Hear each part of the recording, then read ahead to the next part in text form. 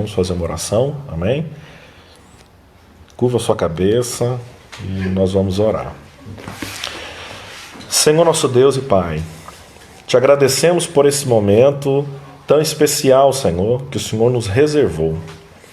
Obrigado por essa ferramenta maravilhosa que o Senhor colocou em nossas mãos, pois apesar do impedimento de abrirmos a igreja, apesar do impedimento de nos reunirmos, não há impedimento para nos conectarmos, Pai. Eu te louvo porque o Senhor colocou no nosso coração um projeto chamado Conexão Adonai.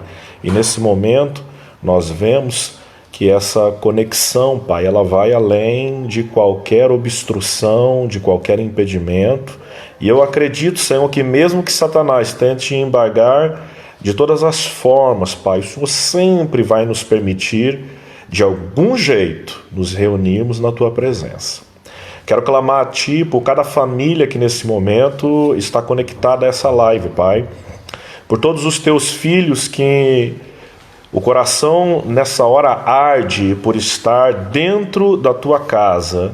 Senhor, nós sabemos que igreja verdadeiramente somos nós, mas o âmbito da Tua casa, Pai, e a possibilidade de nos congregarmos sempre move o nosso coração. Senhor, eu quero te pedir agora que o Senhor visite cada pessoa que está conectada a essa live, cada um dos teus filhos que fazem parte do corpo que é chamado corpo de Cristo, daqueles que não ainda fazem parte de uma igreja, de um ministério, que essa live possa alcançar vidas nessa noite. Senhor, queremos te pedir que o Senhor venha nos abençoar, que em tudo aquilo que o Senhor colocar dentro do nosso coração, Pai, nós possamos com propriedade, com clareza, com objetividade, ministrar sobre a vida dos Teus filhos.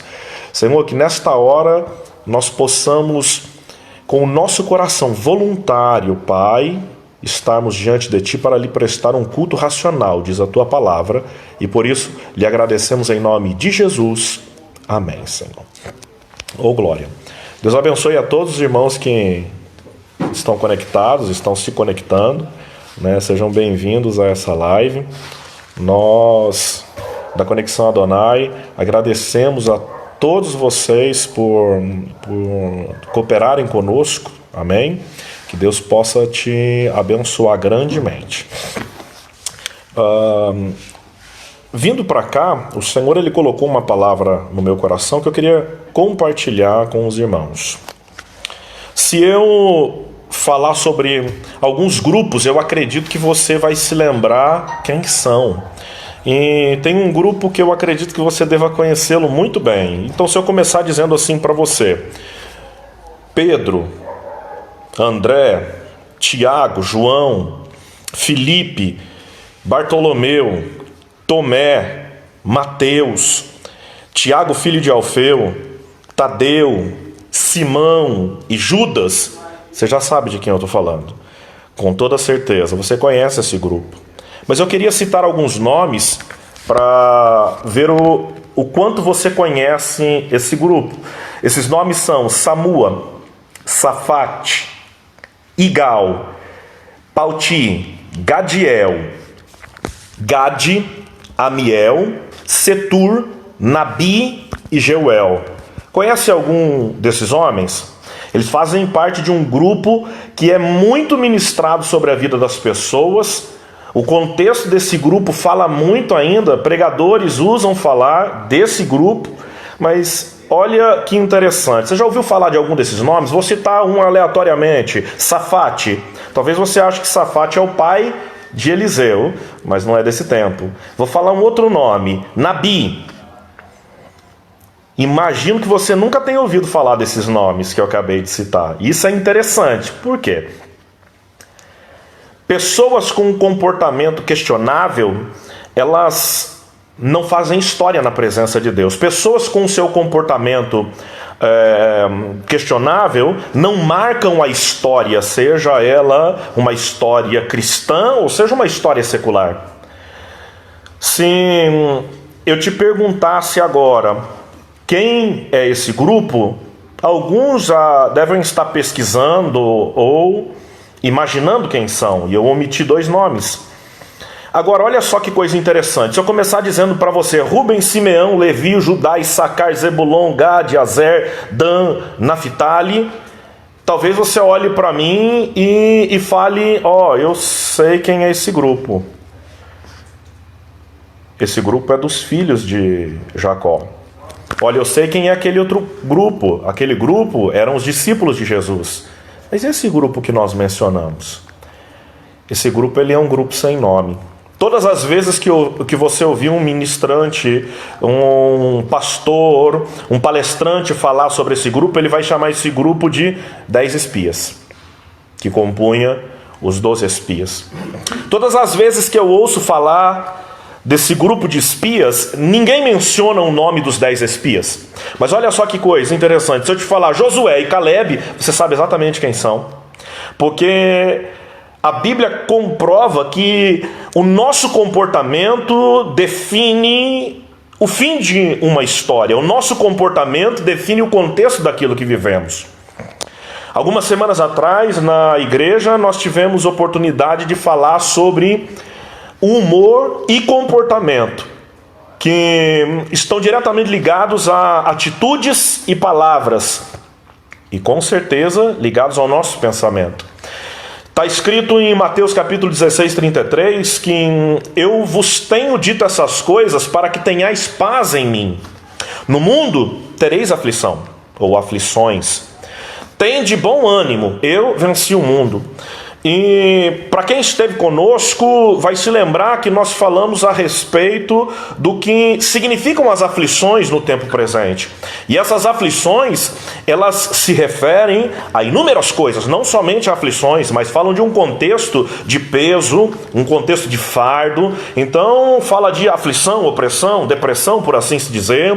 E o nosso ânimo, ele está diretamente ligado àquilo que nós estamos passando. Agora, quando Jesus ele começa a avisar, olha, vocês vão passar por dificuldades, vocês vão passar por situações complicadas, mas vocês têm que ter bom ânimo. Então, Jesus ele está dizendo para mim o seguinte, não importa o contexto do que você esteja vivendo, o teu ânimo vai definir como que você vai lidar com a sua história. E é aqui que a gente começa essa mensagem.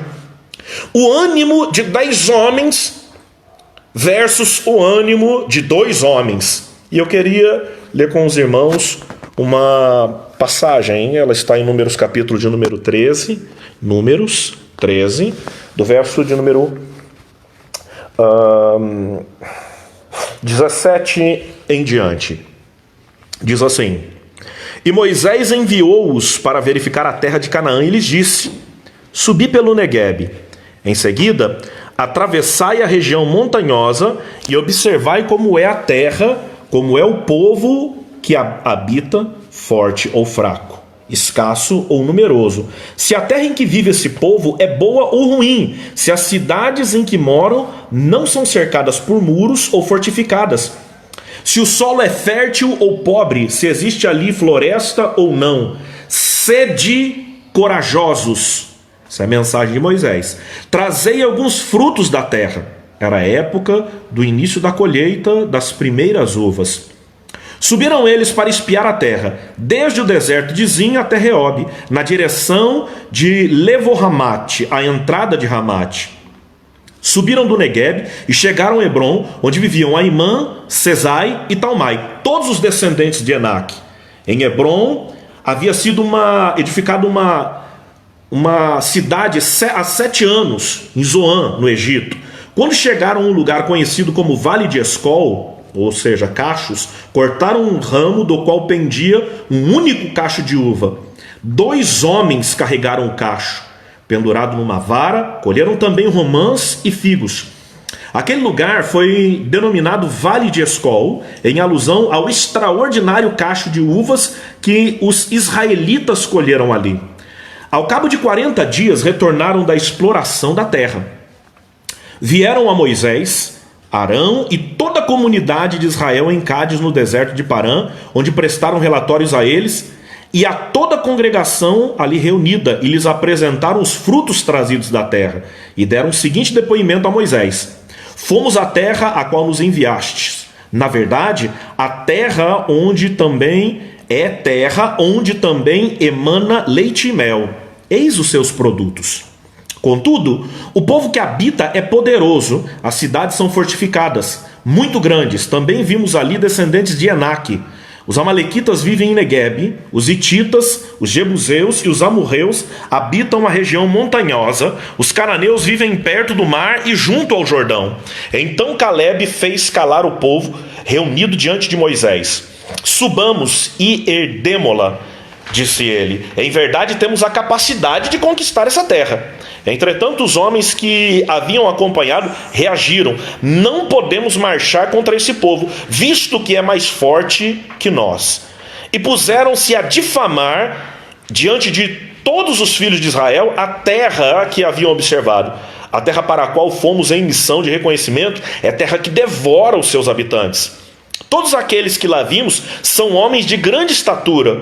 Lá também vimos gigantes, os descendentes de Enaque, diante de quem parecíamos a nós e a eles como gafanhotos.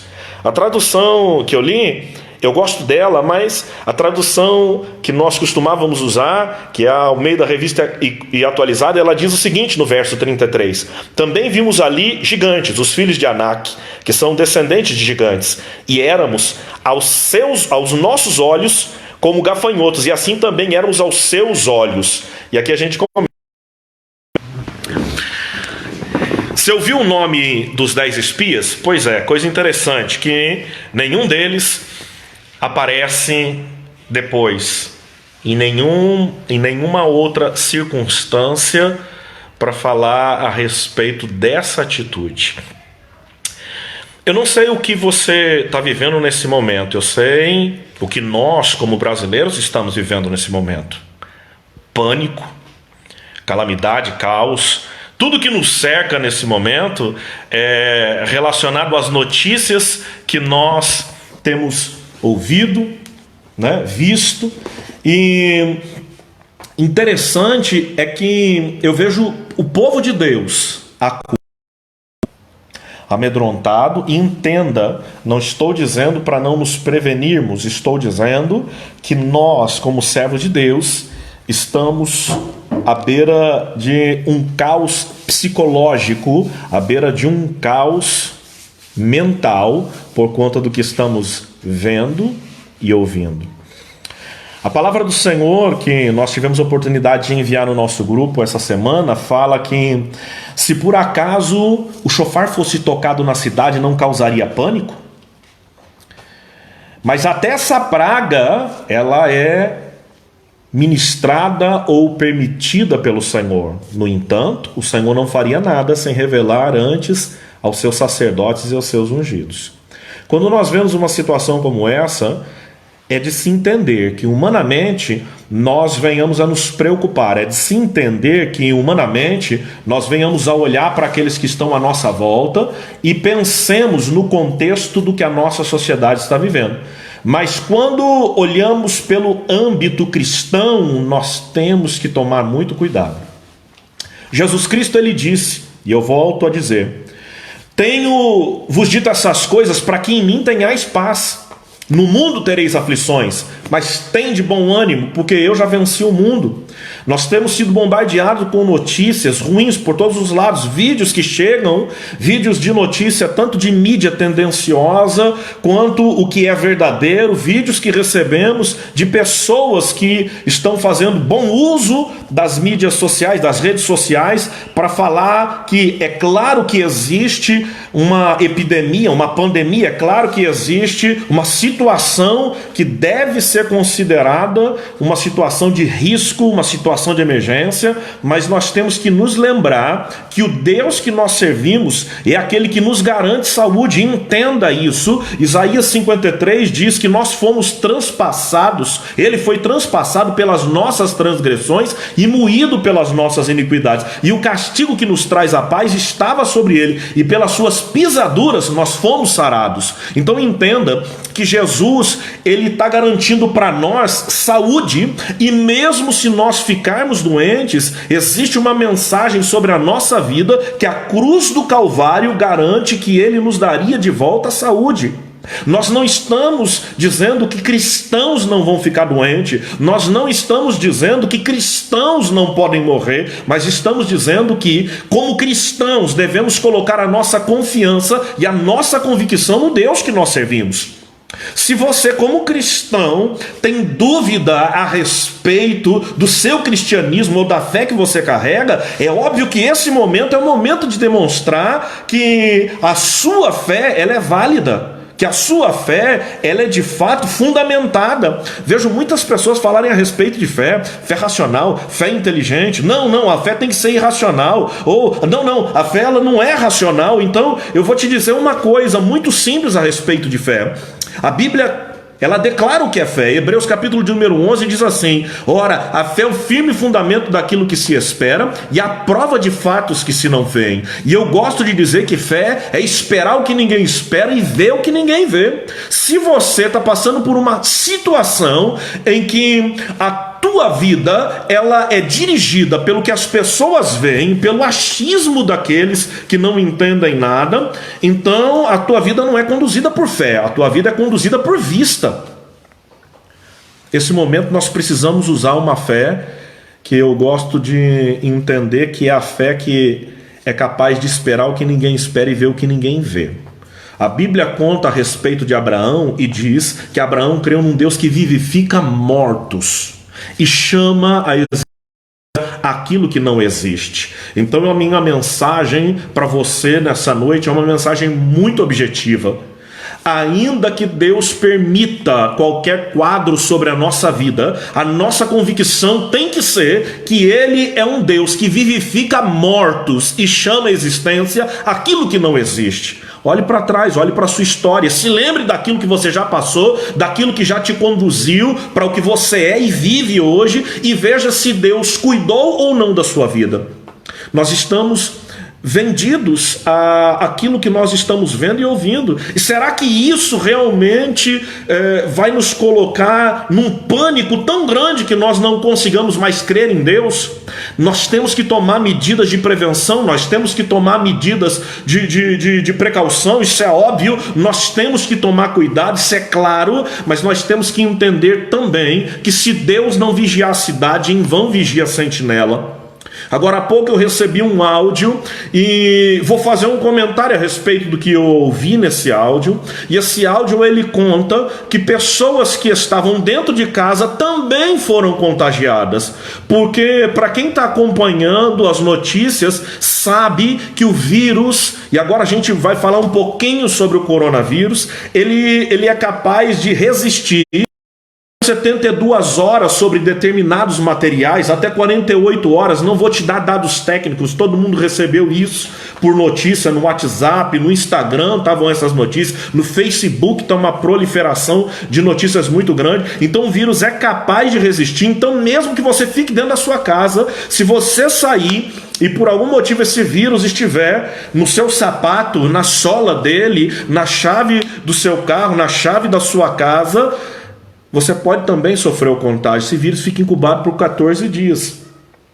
Se nós nesse momento não acreditarmos que Deus está nos protegendo, não são só medidas de prevenção que vão ser capazes de impedir esse vírus de chegar na nossa vida e se proliferarem através da nossa vida. Nessa noite entenda algo e entenda isso de uma vez por todas. O nosso Deus, Ele cuida da nossa vida, e eu gosto de imaginar e entender aquele texto que diz que sobre a nossa tenda, então sobre a nossa casa, não vale encantamento, e a praga não vai chegar sobre ela. Mas e se chegar? E se Deus permitir? E se essas coisas nos acometerem? Então nós temos que acreditar que o Deus que nós servimos, Ele é capaz de colocar por terra toda a enfermidade. Ele é um Deus que nos tira de sepultura e nos faz levantar de leito. Então, a nossa convicção tem que ser a convicção de que Deus está cuidando da nossa vida. Existem pessoas que fazem parte do grupo dos 10 espias.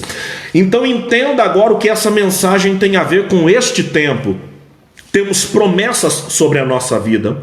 Estamos prestes a temos grandes conquistas na nossa vida e nós temos que tomar cuidado quando existem mensagens que querem nos tirar da direção daquilo que nós vamos conquistar. Existe um grupo de pessoas que está preocupado em trazer notícias verdadeiras, em dizer aquilo que é fato e o que é verdade, sem omitir nada disso. Estão interessadas em publicar aquilo que vai conscientizar e trazer medidas de prevenção verdadeiras, mas existem pessoas que fazem parte de um grupo que elas parece que não estão interessadas em ajudar, mas proliferar mensagens que vão causar pânico no meio da sociedade e nos fazer ficar trancafiados dentro da nossa casa e preocupados com tudo que está à nossa volta. Irmão, presta atenção no que eu vou te dizer. Tome cuidado para você não fazer parte dos 10 espias. Tome cuidado para que você não derrube a fé de quem está do seu lado. Deus te chamou para ter um comportamento de Josué e Caleb, e a mensagem é sobre isso. O que é que você está proliferando de mensagens? O que é que você está fazendo com aqueles que estão à sua volta e que acreditam naquilo que você fala? Irmão, entenda uma coisa: aquilo que você fala, aquilo que você faz pode estar afetando diretamente alguém que está no seu contexto de amizade, no seu contexto de rede. E Deus nessa noite quer que você tenha consciência sobre o que você está passando de informação. Você imagina o seguinte: aquele povo está reunido para ouvir o que os 10 espias vão falar. Eles foram fazer uma investigação minuciosa, e eu gosto desse texto. Olha só, se Deus, que é Deus, está prometendo fazer o povo entrar numa terra prometida, Deus já sabia como era a terra, mas ele fala: Moisés, manda esse povo ir lá e ver se o que eu de fato estou falando é ou não é verdade a respeito da terra. E entenda, Deus disse que a terra era boa, ele não disse que ia ser fácil. Deus está dizendo para você: ei, o ano de 2020 vai ser um ano bom, mas não vai ser fácil. Agora, o que é que você está fazendo para ajudar pessoas que estão preocupadas com isso? Qual é o teu comportamento diante de tudo que nós estamos vendo? Você tem proliferado mensagens de ânimo ou de desânimo? Você tem sido um animador ou tem sido um desanimador? Você tem sido otimista ou pessimista? Esse é o problema que nós temos que vencer nesse momento. Se fosse possível, irmão, era melhor a gente até se desconectar de mídias sociais. Se fosse possível, era melhor parar de ver vídeos, porque muitos deles, ao invés de nos ajudarem, estão derrubando a nossa fé. Então entenda isso. Aquele povo está lá embaixo, esperando uma boa notícia. Aí você entende o seguinte: as pessoas estão preocupadas em receber uma informação e uma notícia. Vê o cacho de uva, ou seja, uma boa notícia. Enxerga ali a possibilidade de Deus trazer uma grande bênção. Deus falou a verdade. Olha o tamanho do cacho de uva que esses homens estão segurando. Mas a palavra deles faz o ânimo do povo esfriar. A mensagem deles é uma mensagem que derrubou a fé. Eles estão mostrando um cacho de uva dizendo: a terra de fato emana ou mana leite e mel, mas o que está acontecendo é que eles agora estão dando um discurso de desânimo, um discurso de desapontamento. Irmão, essa palavra é muito forte, ela sempre chamou a minha atenção. Olha, a terra emana leite e mel. Eles estão falando para o povo, mas essa terra tem gigante. Sesai, Aimã e Talmai foram as pessoas que eles viram lá. Foram pessoas que eles estavam, parece que espreitando, eram gigantes, filhos de Enaque, descendentes de Anak. Agora olha só. Quando eu falo da minha ótica, e entenda isso, minha opinião é uma coisa. Esses homens não estão falando da ótica deles somente. Eles estão dizendo o seguinte: nós éramos como gafanhotos aos nossos olhos e aos olhos dos gigantes. Eles entraram na ótica do inimigo para dizer que eles eram gafanhotos também. Eu quero continuar essa leitura para você entender. Preste atenção nisso. Agora nós vamos para o capítulo de número 14 do livro de Números. Diz assim: então toda a congregação elevou a voz, puseram-se a gritar, e o povo chorou muito aquela noite. Ô irmão, eu não sei que notícia que você está passando, mas se não for uma notícia de conscientização, não for uma notícia de paz, em nome de Jesus, pare. Se essa notícia não for para prevenção de fato, não for para animar, irmão, meça aquilo que você está me transmitindo, porque aquilo que você está transmitindo não pode impedir as pessoas de se sentirem bem e de continuarem acreditando em Deus. A Bíblia diz assim: todos os israelitas reclamaram contra Moisés e Arão e exclamavam: antes tivéssemos morrido na terra do Egito, antes morrêssemos todos neste deserto. E por que Yahvé nos traz a essa terra para nos fazer perecer a espada? Para entregar como presa ao inimigo as nossas mulheres, as nossas crianças? Não seria melhor voltar para a terra do Egito? E murmuraram uns contra os outros: escolhamos um líder e voltemos para o Egito. Irmão, olha, aquela notícia daqueles homens fez aquele povo querer mudar de liderança. E eu não sei se você percebe o que está acontecendo. Eu vou te dizer o seguinte: isso não é emitir aqui meu posicionamento político, meu posicionamento relacionado à nossa liderança. Entenda isso em nome de Jesus. Mas tem notícia que está fazendo as pessoas clamarem por outra liderança. Você está percebendo isso? Você vê se essa mensagem ela não tem realmente conexão com o que nós estamos passando nessa hora. Por toda aquela noite as pessoas gritaram e choraram. De manhã, quando eles levantaram, começaram a dizer: vamos tirar Moisés da liderança, porque ele não está nos liderando do jeito que a gente esperava. Irmão, deixa eu te falar uma coisa: qualquer um pode estar na liderança. Se Deus é o Deus que cuida de nós e que zela, a nossa liderança suprema ainda é o Deus que nós servimos.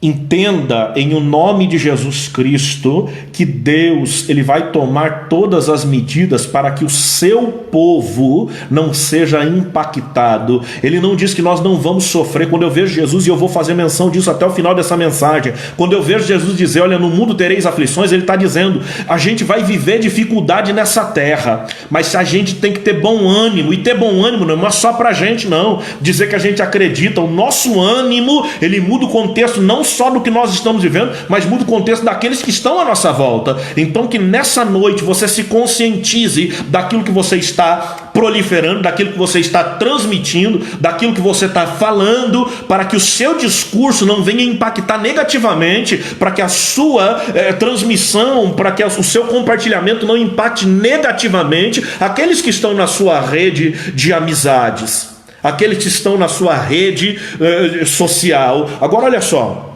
então, diante de toda a assembleia da congregação dos filhos de Israel, Moisés e Arão prostraram-se com suas faces rente à terra. Dentre aqueles que espiaram a terra, Josué, filho de Num, e Calebe, filho de Jefoné, rasgaram imediatamente suas vestes e exclamaram perante toda a comunidade dos israelitas ali reunida: a terra que em missão fomos averiguar é muito boa, um lugar excelente. Se Yahvé nos é propício, ou seja, se ele se agrada de nós, ele nos fará entrar nessa terra e pessoalmente a dará a nós. É de fato uma terra da qual emana leite e mel. Tão somente não vos rebeleis contra o Senhor, não tenhais medo do povo daquela terra. Presta atenção nesse discurso, irmão. Ele não está dizendo que seria difícil, um povo que seria complexo para guerrear contra. Eles tiveram a mesma ótica: nós somos pequenos, nós estamos em menor número talvez, nós somos mínimos perante aqueles que estão naquela terra. E ele continua dizendo o seguinte: pois os devoraremos como um bocado de pão, sua sombra protetora lhes foi retirada, ao passo que Yahvé o Eterno está conosco. Então se Deus está contigo, meu filho, você está debaixo da sombra daquele você está no esconderijo do Altíssimo. E ele diz o seguinte: o Eterno está conosco, portanto não tenhais qualquer receio deles. Eu vou te dizer uma coisa, não estou dizendo para você tentar a Deus, mas não tenha receio do que está acontecendo, não tenha medo, não deixa que a insegurança, que o temor tome conta da sua mente, da sua vida e te ponha em uma situação de peso e de opressão, sobrecarga dentro da sua casa.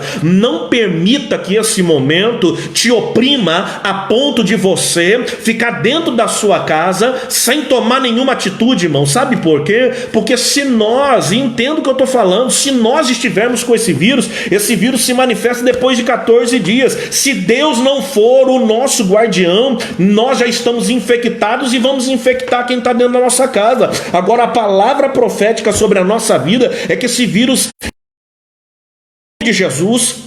Eu sou de um tempo que no Evangelho as pessoas antes, eu não estou dizendo que não procurava não, mas antes de procurar um médico, procurava o pastor. O pastor fazia uma oração e depois de fazer a oração ele dizia: procure um médico. Eu sou de um tempo que as pessoas que mesmo que procuravam um médico, recebiam um diagnóstico, procuravam na sequência o pastor e não assumia aquilo como um diagnóstico já de derrota. Irmão, presta atenção no que eu vou te dizer. Nós não somos gurus espirituais, nós não somos, irmão, de alguma forma mestres espirituais, mas nós temos sobre a nossa vida uma bênção de Deus, uma autoridade sobre o mundo espiritual, e a autoridade espiritual que Deus colocou sobre a nossa vida é para dizer que a praga vai cair por terra, mesmo que ela já tenha entrado na sua casa. Eu estou aqui como ministro de Deus para dizer que ainda que tenha vírus, irmão, como estão dizendo por aí na sola do sapato, na chave, que tenha vírus, irmão, na sua roupa, vai cair por terra em nome de Jesus. E se alguém tiver infectado, esse vírus vai cair por terra em nome de Jesus. A sua vida é do Deus que você serve. Deus, ele vai colocar por terra, não é só o coronavírus não, irmão, é qualquer vírus que esteja sobre a sua vida. Nós já passamos por situações muito piores,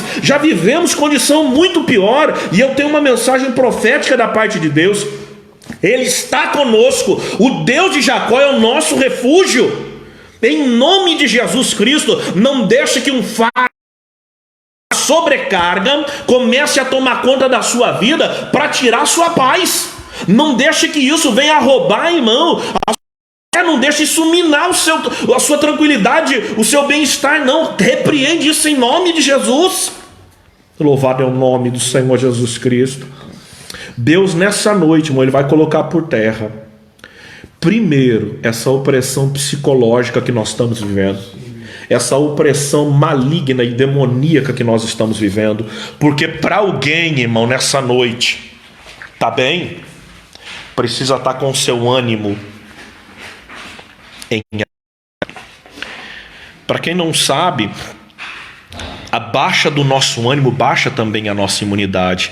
E é nessa hora que eu entendo Jesus dizendo: tem de bom ânimo. É nessa hora que eu entendo Jesus dizendo: olha, gosto dessa tradução também, tenha fé e coragem. As coisas podem estar acontecendo sobre a sua vida, mas a palavra profética, e isso não é uma mensagem profética, eu não estou lançando uma profecia sobre a sua vida não, eu vou dizer texto, ok? Deus não te deu espírito de medo, mas Ele te deu um espírito de poder, de amor e de moderação. Isso é espírito de equilíbrio. Então eu não sei o que está acontecendo na tua vida, mas o medo vai cair por terra. Essa é a palavra profética. E com certeza, esse espírito de poder, irmão, poder no grego é dínamos. As pessoas falam dunamis. Você sabe o que é isso? É um poder explosivo, é um poder dinâmico e é um poder em forma de dínamo. Eu tenho uma mensagem profética para você. Esse espírito de amor, ele vai fazer com que a gente pare de proliferar mensagens que estão impactando negativamente os nossos irmãos. Ok? E esse espírito de moderação, que é o espírito de equilíbrio, ele vai entrar dentro da sua vida e vai equilibrar o seu emocional. a sua alma, nesse momento, ela vai receber um toque do Espírito Santo. Eu vou ter que parar essa mensagem um pouquinho para orar nesse sentido. Tem muita gente que está desequilibrada emocionalmente e eu quero fazer uma oração para Deus devolver o equilíbrio emocional para você, tá bom?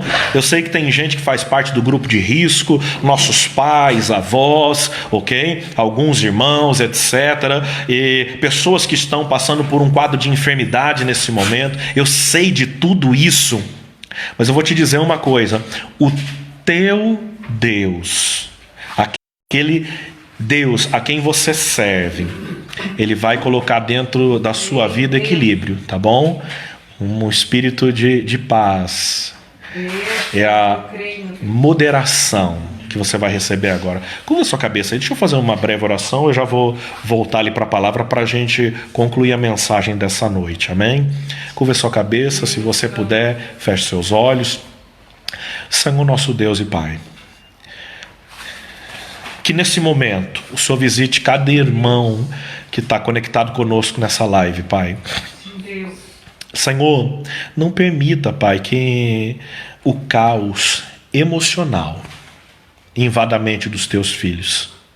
Senhor, nesse tempo de tantas crises, de tantas dificuldades, Pai, eu quero te pedir bem-estar, um equilíbrio sobre a vida dos teus filhos, bom senso relacionado a tudo. Senhor, eu quero que o Senhor tenha misericórdia de nós, como o Senhor teve misericórdia de José, quando ele levantou o segundo filho e disse: porque o Senhor me fez próspero na terra da minha aflição, chamou aquele menino de Efraim.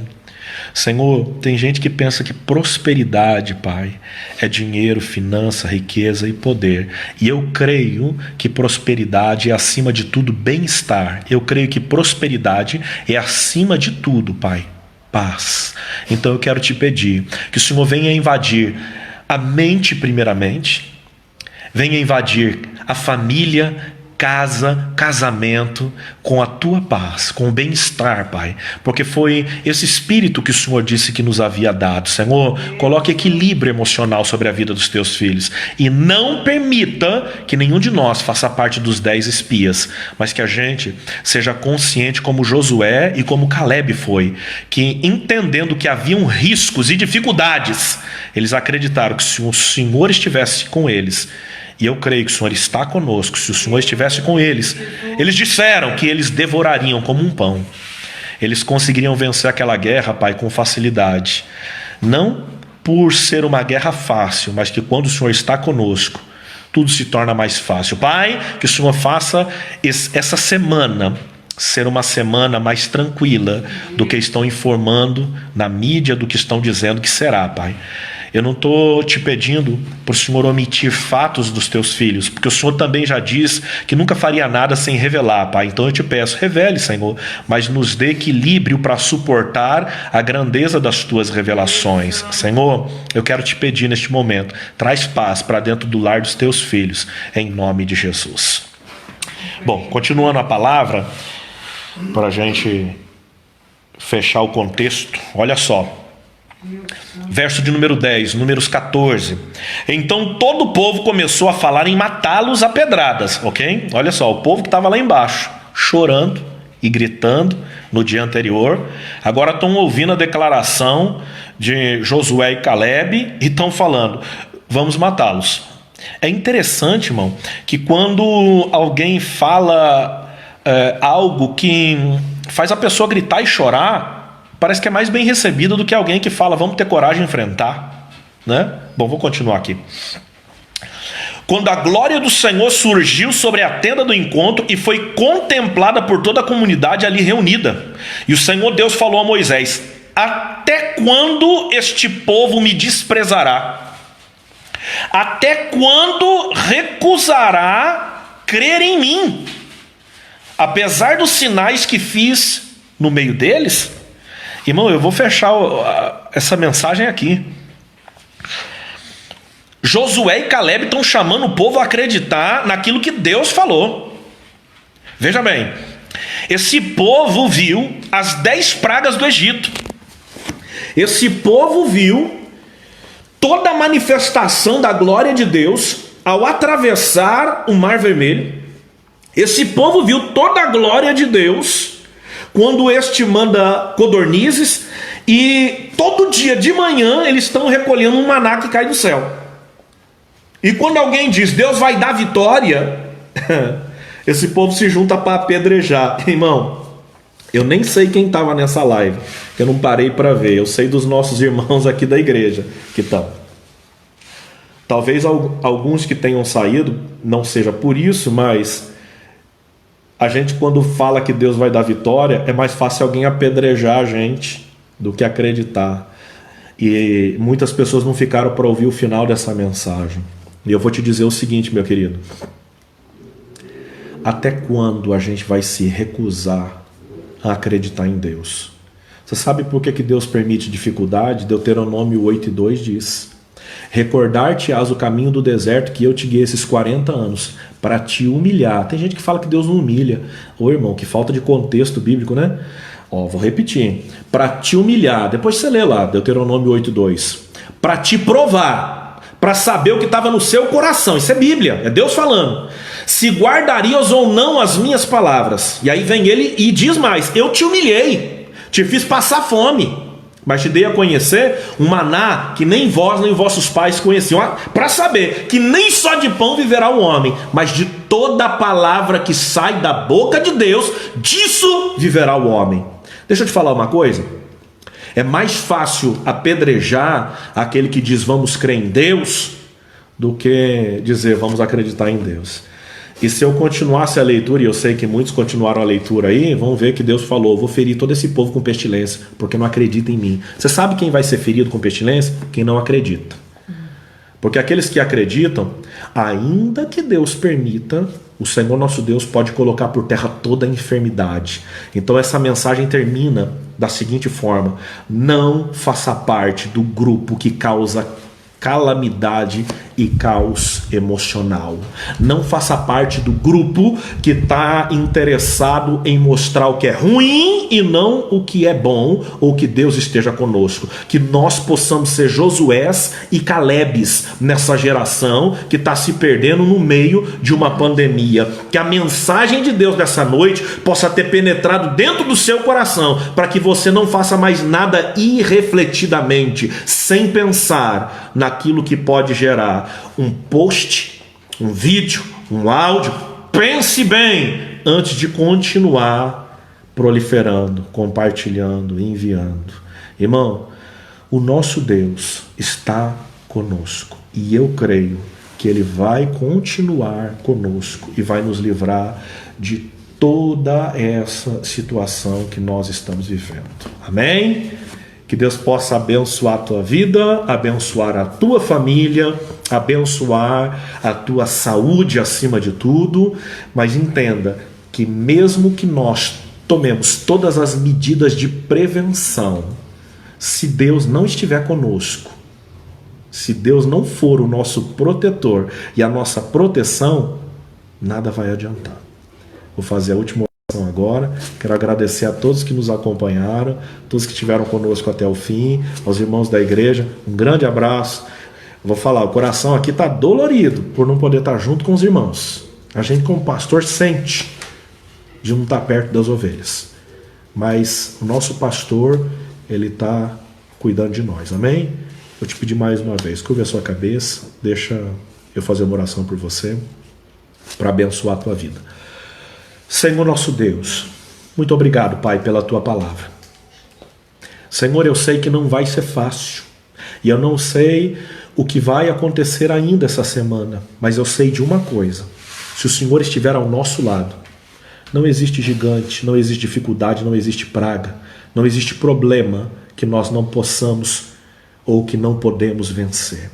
Senhor, eu quero te pedir agora que o Senhor venha derramar a tua proteção, e que mesmo diante da nossa prevenção, a maior medida protetiva seja a tua salvaguarda e a tua segurança sobre nós. Pai, em nome de Jesus Cristo, cobre o teu filho, a tua filha, teus servos, o rebanho que o Senhor me confiou, e todos aqueles que estão nos acompanhando por essa live. Senhor, cobre os teus filhos agora, Pai, com a tua proteção, Senhor, sobrenatural. Não não permita praga, encantamento, Senhor, nos guarde da peste perniciosa, do mal, Senhor, a Deus, da meia-noite, do meio-dia, Senhor, nos guarde neste momento, Pai, do sol que possa nos molestar, daquilo que possa nos prender, do laço do passarinheiro, Senhor, do laço do passarinheiro, da peste perniciosa, Senhor, coloca por terra todos os males, Senhor.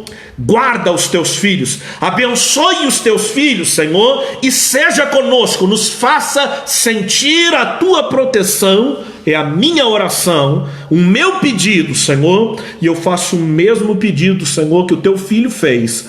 Senhor, eu sei que o Senhor não vai nos livrar deste mundo, mas eu peço, Senhor, que o Senhor nos livre do mal, em nome de Jesus.